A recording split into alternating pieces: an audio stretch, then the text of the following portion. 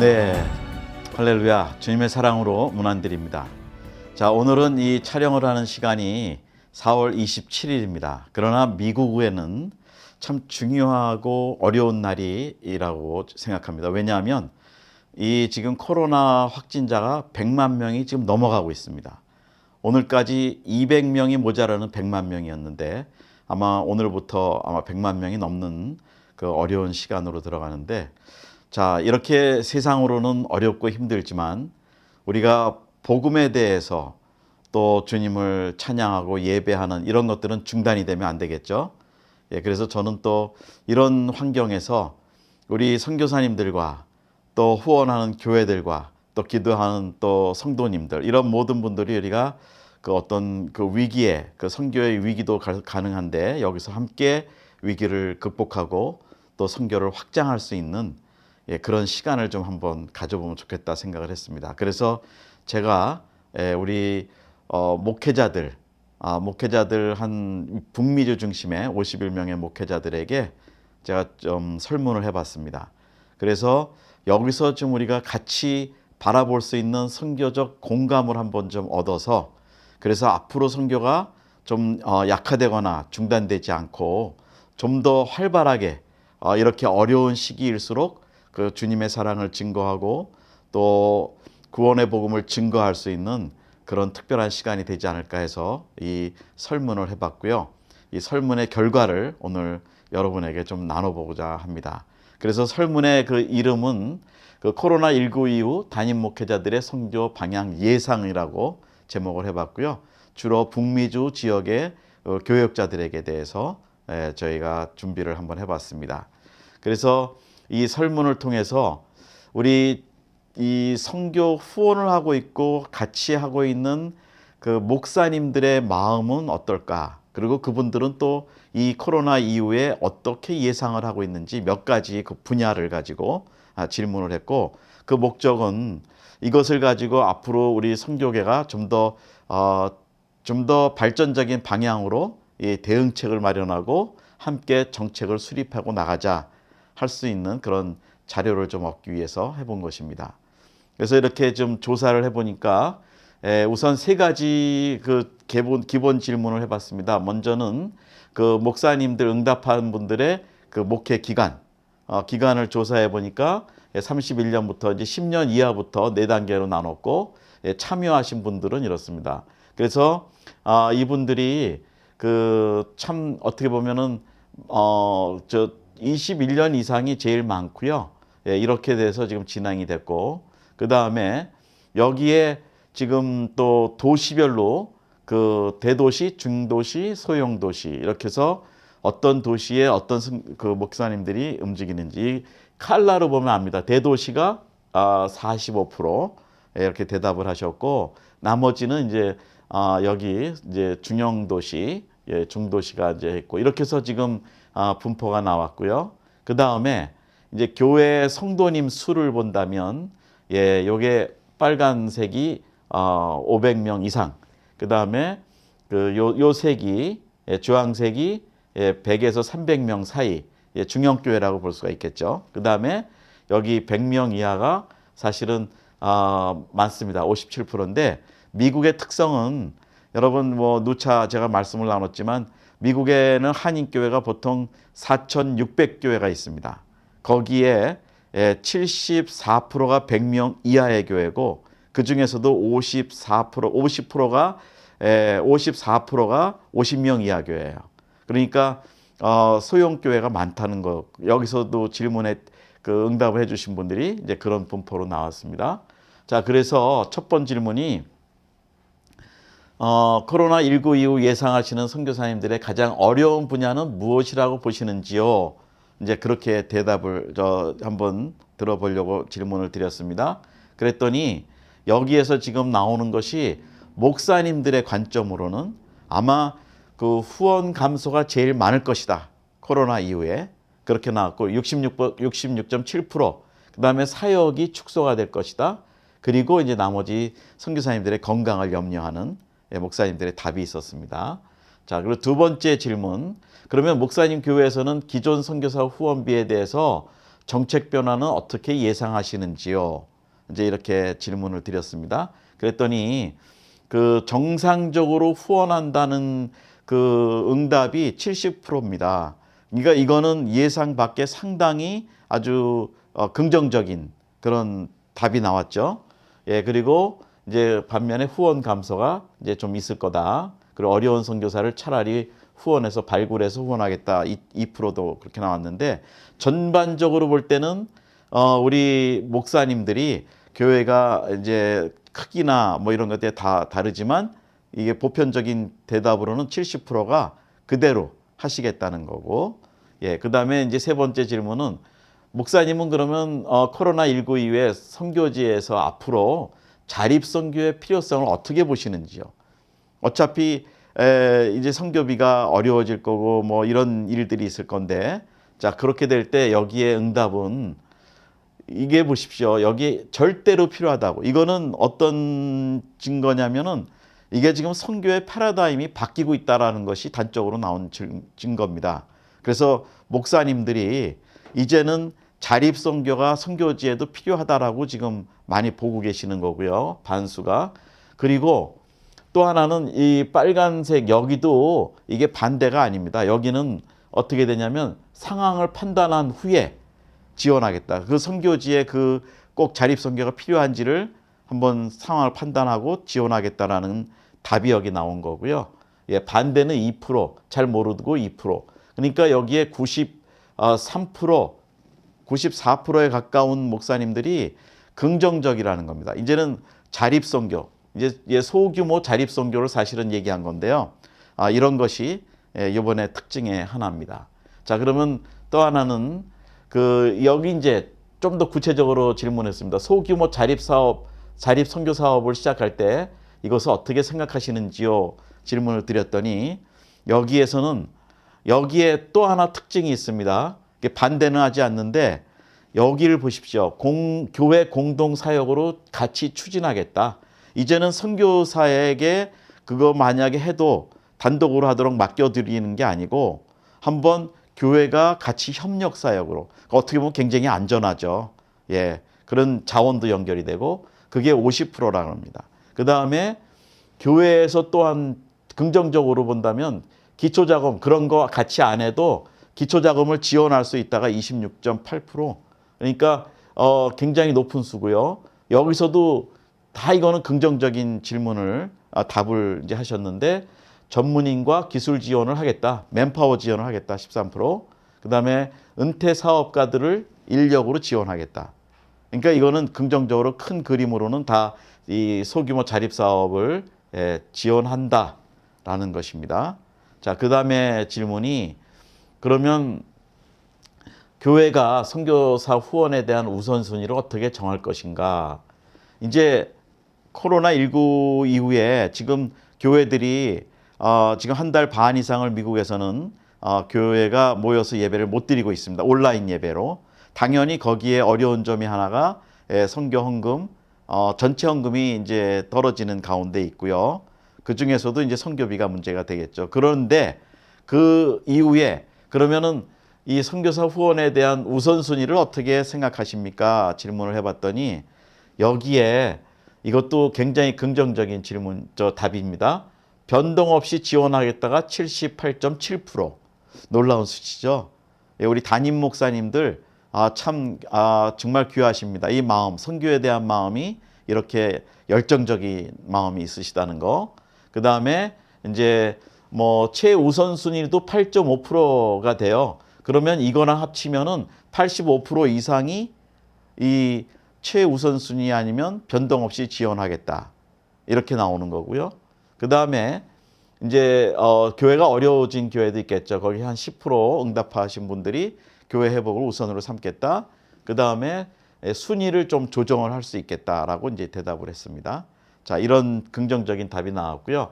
그 다음에 그러면은 이제 선교비를 그 선교비 예산이 이제 부족한다고 그럴 때 선교비를 어떻게 성도들에게 이제 얘기할 것인가, 선교 헌금을 강조할 것인가, 좀 단도직입적으로 좀 질문을 했습니다. 그럴 때 어떻게 나오냐면, 목사님들이 담대하세요. 성도들에게 선교 후원 지원을 성금을 요청하겠다. 66%. 그다음에 하지 않겠다. 19%. 모르겠다. 그러니까 3분의 2가 이 선교 헌금을 성도님들한테 이제 말씀하겠다. 참 좋은 뜻이라고 저는 봅니다. 자, 그러면 여기에서 그 교회가 선교사를 후원해야 하는 이유를 아셨다면 어떤 부분입니까? 자, 이게 이제 아주 굉장히 기본적이면서도 중요한 질문인데요. 여기에 답을 한번 보시면, 자, 선교는 교회의 본질입니다. 놀라운 답입니다. 이 목사님들의 그 선교에 대한 그 신학적 개념, 이런 것들이 아주 분명하게 정립이 되어 있습니다. 그래서 교회 존재 목적은 선교는 교회의 본질이다. 자, 이렇게 기초가 되어 있기 때문에 그래도 우리 한국 선교는 사실은 아직도 희망이 있고 건전하다. 이렇게 볼 수가 있고요. 그 다음에 물론 다른 분의 사명 이런 것들도 무시하자는 얘기는 아니고요. 그래서 교회 본질이기 때문에 한다. 선교 후원에 하는 이유는, 그 다음에 두 번째로는 선교지 사역이 지속돼야 되기 때문에 해야 된다라고 하셨고, 그리고 또 하나는 교회에서 선교사들도 우리 교회 사역자기 때문에라도 지원한다. 그것이 이제 이렇게 1번으로 또 나온 답이에요. 그 다음에 이제 이거는 또 이제 성도의 사명이기 때문에. 그러니까 이건 다 긍정적이에요. 그러니까 선교사를 후원해야 되는 이유를 아주 정확하게 알고 있다는 거죠. 우리 목사님들이. 자, 이런 것들이 하나고. 자, 그 다음에 그러면 해외 선교 단체, 저희 이 지멘 같은 우리 선교 단체, 특히 제가 케냐에 있을 때는 선교 현장 선교사이기 때문에 기도 편지를 보내면 그래도 응답도 오고 뭘 하고 뭐 단기팀도 오고 뭘 했는데요. 여기에서 이제 이런 선교 후원 네트워크나 또 이런 이 국내 선교도 저희가 나름대로 여러 가지를 활발하게 하고 있습니다. 그런데 여기서 진행되는 거 보면은 왜 여기에 있는 국내 그 해외 선교 단체 후원을 많이 못하게 되는가? 이것도 사실은 어려운 질문 중에 하나인데 제가 한번 이것도 한번 질문을 드려봤습니다. 그랬더니 어떻게 나오냐면 현장에 있는 선교사 후원이 우선이기 때문에 이것이 나왔고, 그 다음에 두 번째로는 이게 같은 비율입니다. 그러면 선교 예산이 부족하기 때문에 그렇게 나왔고, 또 하나 여기서 보시면 이 담임 목사와 연결이 없기 때문에 선교회가 어떤 데를 하는지 뭘 하는지 그 개인적인 관계 그것이 없기 때문에고, 또 하나는 여기 국내에서 사역을 할 때 우리 목회자들이 선교사 단체, 선교 단체의 그 중요성 이런 것들을 잘 인지를 못하고 있다. 이런 거는 어떻게 보면은 요거는 우리 단체장들의 몫이에요. 사실은 단체장들이 물론 교회와 직접 연결하는 그런 사역이나 그런 게 없을 때는 그렇게 안 되기도 하지만 인격적인 관계, 그 다음에 홍보 이런 것들이 필요하죠. 그래서 이렇게 지금 답이 나왔습니다. 또 하나는 자, 이제 이게 질문으로는 이게 끝인데 앞으로 2, 3년 안에 새로운 선교사를 파송하거나 후원할 계획이 있으십니까? 이제 당장은 아니고요. 1년 정도면 코로나 때문에 회복 기간도 필요하겠죠. 그래서 2, 3년 아니라고 이제 예정을 해봐서 했는데 딱 두 가지입니다. 있다 없다로 제가 나눠서 질문을 드렸는데, 있다가 53%, 없다가 46.8%. 그러니까 이것도 사실은 긍정이에요. 이렇게 어려운 환경이고 힘든 때지만 그래도 2, 3년 안에 기도는 그것이 가능할지 안 가능할지 모르지만 계획이라도 할 수 있다라는 것이 참 긍정적이라는 거죠. 자, 이런 것이 긍정적이고요. 자, 그러면 이제 이거를 이 세 가지 아까 그 카테고리로 그 응답자들을 구분을 해서 질문을 똑같은 질문들을 이제는 좀 세분화해서 정리를 해봤습니다. 그래서 해본다면은 우선 목회기간 그룹으로 이 인원수가 10년 이하, 31년 이렇게 해서 대답하신 목사님들의 수가 나왔고, 도시별 도시의 크기에 대해서 인원하신 분들이 이렇게 나왔고, 성도 수의 크기에 따라서 이렇게 구분이 나왔습니다. 자, 이제 이것을 중요한 거는 이제 1번 질문, 그러면 세 그룹이 어떻게 1번 질문을 응답했는지 이제 그거 특징을 좀 뽑아 보려고 해봤습니다. 그런데 여기 이제 1번의 가장 큰 그 대답은 선교 후원이 감소될 거다. 그렇게 아까 대답을 했죠, 목사님들이. 자, 그러면은 여기에 보면은 이제 목회 기간으로는 저렇게 21년 된 분들이 선교 후원 감소를 제일 많이 예상을 했고, 여기는 또 대도시에 있는 분이 선교 후원 감소를 예상했고, 그다음에 여기서는 100명 이하 교회 목회자들이 선교 후원을 감소를 예상했다. 그래서 이렇게 지금 1위, 2위, 3위, 4위 이렇게 했는데 여기에서 21년 그다음에 이상 대도시 100명 이하 교회에서 선교 후원이 감소가 될 거라는 걸 가장 크게 예상을 했다. 이렇게 지금 나오고 있습니다. 이제 두 번째로는 그럼 기존 선교사 후원비 정책 변화 예상은 어떻게 합니까? 정상적으로 될 거라고 1위로 그룹으로 대답한 데가 21년 이상 중형 도시 100에서 300명. 예. 그러니까 요 정도가 지금은 정책 변화가 없이 저대로 정상으로 후원될 거다. 요 그룹이.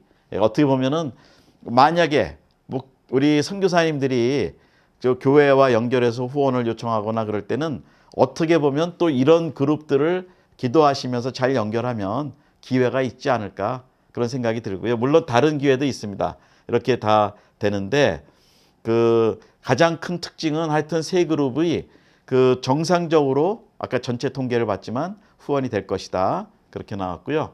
또 하나는 이제 세 번째 자립선교 필요성을 본다. 그럴 때는 꼭 필요하다. 절대로 필요하다. 뭐 이렇게 얘기한 것이 이 두 번째 질문의 높은 막대가 사실은 꼭 필요한지 정확히 한번 상황 파악을 해보겠다. 현지와 이렇게 연결해 갖고 그것이고 굉장히 합리적이죠. 그래서 그러고 두 가지 그룹이 앞에서 제일 높습니다. 그러니까 꼭 필요하다는 그룹이 높고 그 다음에 꼭 필요한지 확인하겠다. 예, 그래서 여기서 1위는 또 어떤 그룹이냐? 똑같이 21년 이상 된 목회자들과 중형도시, 그 다음에 100명 이하 교회는 자립선교 절대로 필요하다. 이거를 또 이 그룹이 1위로 또 정리를 해줬다는 거고요. 그 다음에 그러면은 소규모 자립선교 공동사역에 대해서 이제 긍정적인 답을 이제 1, 2, 3위로 그룹들을 좀 정리를 해서 본다면 1위는 31년 이상 된 목회자들, 그 다음에 중형도시, 그러니까 중형도시가 사실은 어떻게 보면 안정이 됐다고 그럴까요? 뭐 계속 이렇게 중형도시가 1위에 많이 올라오고 100에서 300명 요 정도. 그래서 이렇게 되면서 이거 굉장히 좋은 건데, 자, 여기에 결론은 크게 본다면 여기 자립선교가 교회와 함께 공동사업으로 할 때 긍정적으로 열릴 것이다. 왜냐하면 뭐 이거는 이제 기초자금을 지원하겠다는 건 이미 긍정적이니까 괜찮고요.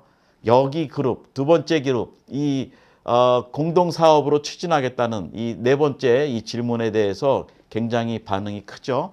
그러니까 이것은 이제 때가 됐습니다. 우리가 비즈니스 미션을 많이 얘기하는데 이제는 선교사가 혼자 아이디어를 갖는 게 아니라 후원하는 교회들과 공동 사업으로 같이 해야 거기서 신뢰도도 생기고 또 좋은 아이디어도 나오고 시너지 효과가 나온다는 거죠. 그러니까 이번에 우리 선교사님들이 이것을 볼 때는 어떤 관점을 가지셔야 되냐면 이제는 교회와 파송하는 교회와 후원하는 교회와 기도해 주는 교회들과 어떻게 하면은 공동으로 연합 자립 소규모 자립 선교라도 시작을 할 것인지 이거를 현실적으로 잘 연구를 하시고 기도하시면 여기에 또 하나의 코로나 이후에 또 새로운 그 선교 전략과 방향이 나올 거다 그렇게 생각을 해봅니다.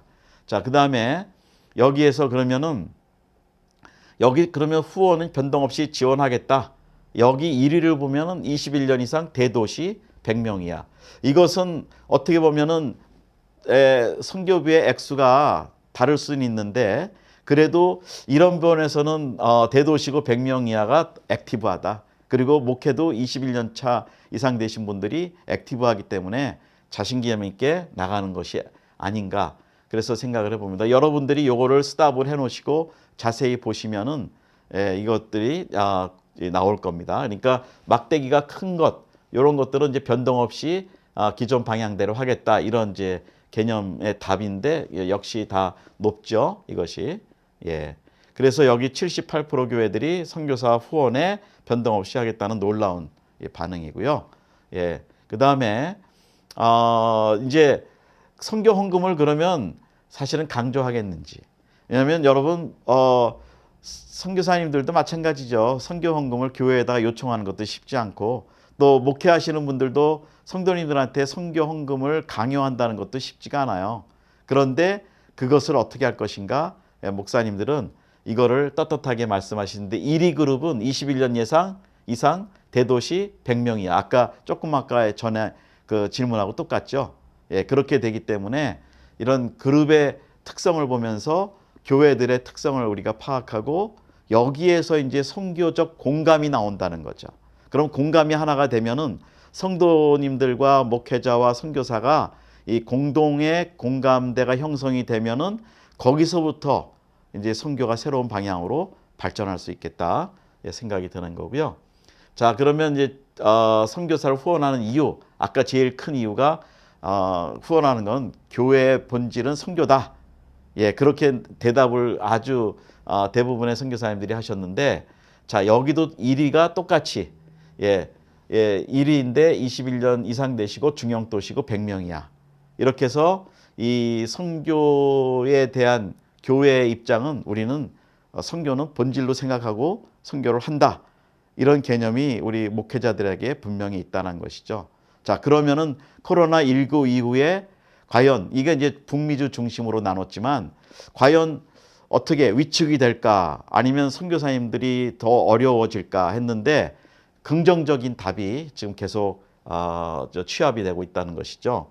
그래서 가장 중요한 거는 선교사 후원 이유는 교회 선교가 교회 본질이다. 예, 이건 아주 분명한 그 명제를 알고 있다는 거고요. 자, 그렇다면은 자, 이제는 이제 선교 단체. 여러분 이건 뭐 좀 개인적인 얘기도 되지만 이런 선교지라고 생각이 되는 나라가 있고 아닌 나라들이 있죠. 예. 그러면 미국 그러면 선교지라고 생각할까요? 일반적으로 선교지라고 생각 안 합니다. 그런데 오히려 선교할 수 있는 일을 더 많고 또 선교에서 직접 뭐 어떤 사역을 하는 것도 있지만 그러지 않아도 선교사들을 후원하고 지원하고 연결하고 하는 일들이 선교의 그 본부 사역들이 여기 많이 있습니다. 여기 아주 유수한 선교단체들의 그 한국에 있는 선교단체들의 지부가 다 있고요. 여기선 또 여기대로 역할이 되는데 이것이 현장 여기서 선교 헌금이 모아져서 사역비가 운영되고 이런 것이 굉장히 어렵습니다. 예, 그래서 선교사님들이 이런 사역을 할 때 사실은 어떻게 보면 저도 뭐 선교지 경험이 있었지만 더 힘든 경우가 참 많이 있습니다. 뭐 그런 개인적인 애로사항이 많이 있는데 그거를 한번 선교사님들이 선교 단체들을 왜 교회들이 후원을 하지 않는가? 실제로 안 해요. 예, 우선 그런 것들이 있는데 여기도 답이 나와 있죠. 선교지가 우선이기 때문이다. 예, 일반적으로 당연히 맞습니다. 예, 미국이나 이런 데서는 어떻게든지 서바이벌이 가능해요. 그래서 다 목사님, 사모님들도 다 일을 하시고요. 거의 선교 단체장 사모들도 거의 다 일을 하고요. 예, 그렇게 해서 하지 않으면 생활이 안 됩니다. 또 사역도 어렵고. 그래서 이제 이런 거를 솔직하게 한번 한번 질문을 드려봤는데요. 자, 여기서 보니까 1위가 선교지 후원이 우선이고 두 번째가 예산이 없어서고 그다음에 담임 목사 연결이 없고 단체의 중요성을 알지 못하고 이게 단순하게 이거는 제가 정리를 좀 해봤습니다. 그래서 그런 개념이 여기는 아직 선교지가 아니다. 그래서 한국에서 선교 단체를 운영하시는 단체장님들이나 이제 선교지에서 오래 하셨던 베테랑 선교사님들이 인케이스 들어오시면 단체장을 하시고 그런 사역들을 나름대로 전문성 있는 사역들을 해가시는데 사실은 그런 것들이 생활적으로 보면 어렵습니다.